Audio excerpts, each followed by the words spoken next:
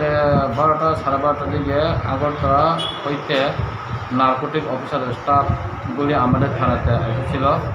একটা গোপন সূত্রে খবর আছে বলিয়া আমাদেরকে যাওয়ার জন্য চাইছিল।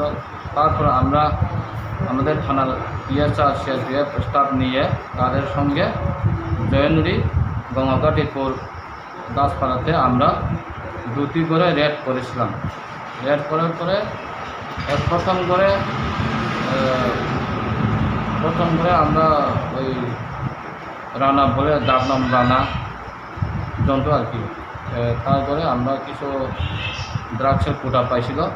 আর দ্বিতীয় করে গণেশের বাড়িতে রেটের পর ব্রাউন সুগার একটা ডিব্বা পেয়েছি, আর সাথে একটা নামিনের পিস্তল পেয়েছিলাম। পাওয়ার মাত্র দুজন বাপ কর্তৃককে থানাতে নিয়ে আসি। তারা বাবা ছেলে না? বাবা ছেলে, তাদেরকে থানাতে নিয়ে আসি।